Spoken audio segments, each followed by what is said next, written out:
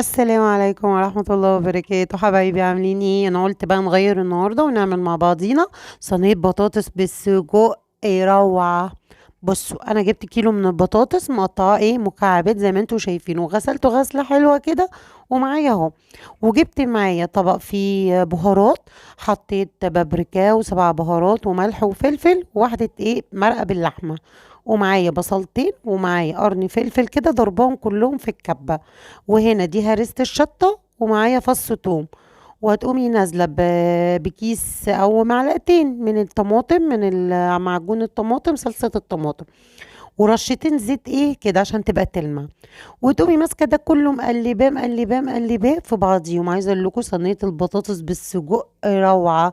ده نص كيلو بس، مسكته طبعا قطعته وخليته الواحدة على اتنين عشان يبقى كتير. هنزل بيه كده اشوحه كده في الطاسة عشان يديني كده ريحة. عايزة اقول لكم الريحة كانت قلب البيت. بصوا، وهنزل عليه هنا بقى بالبطاطس والحاجات اللي انا عملتها. قلبي كله مع بعضيه كده تقليبه وتسيبيه 5. عايزه البطاطس تشرب كلها من ريحه السجق. كانت طعمه وريحتها كانت فوق الوصف بامانه يعني. نزلت عليها بعصير الطماطم، ضربت طماطمايه وهسيبها على البوتاجاز بقى تاخد وتدي مع نفسها. واول ما تاخد وتدي كده هقوم اخداها، يعني لما تشرب شويه، وحطيتها في الفرن وطلعت قدامكم اهيت.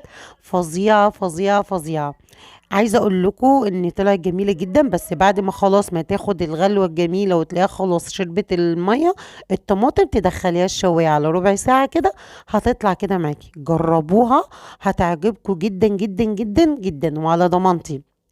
صينيه السجق بالبطاطس دي حكايه. عملت جنبها رز وعملت جنبها بتنجان، اللي احنا بنعمله بالثوم والهريسه الشطه.